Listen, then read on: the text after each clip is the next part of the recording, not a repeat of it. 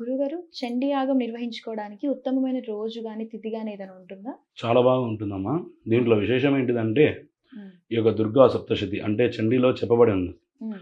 అష్టమ్యాం చ చతుర్దశ్యాం నవమ్యాం చైకచేతసః శ్రోష్యంతి చైవ ఏ భక్త్యా మమ మాహాత్మ్యముత్తమం అని చెప్పబడింది. హ్మ్. అంటే ఈ అష్టమి గాని, చతుర్దశి గాని ఇత్యాది ఏ ఏ తిథులు అంటే ఈ శ్లోకంలో చెప్పబడినటువంటి తిథుల్లో చేసుకుంటే చాలా విశేషం.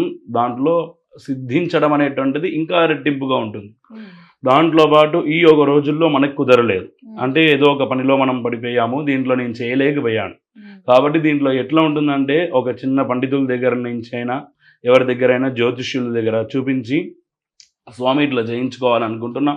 ఇట్లా ఏ ఒక పండితులు, వేద పండితులైనా, విప్రోత్తములు ఎవరు కనిపిస్తే వాళ్ళ దగ్గర ఇట్లా మేము చేయించుకోవాలనుకుంటున్నాం. దీంట్లో ఒక మంచి రోజు చూసి, హ్మ్. మా ఒక పేరు పైన ఒక మంచి రోజు చూసి, మా ఒక సహకుటుంబం అంతా కూడా చేయించుకోవాలనుకుంటున్నాం కాబట్టి, ఒక మంచి రోజు చూసి మాకు చెప్తే, దీని ప్రకారంగా ఈ యొక్క చండీ యాగాన్ని అంటే చండీ యొక్క హోమాన్ని మనం చేయించుకోవచ్చమ్మా. హ్మ్. అలాగా ఇట్లా చేయించుకోవడం పట్ల ఎట్లా ఉంటే మమ మాహాత్మ్యం ఉత్తమం.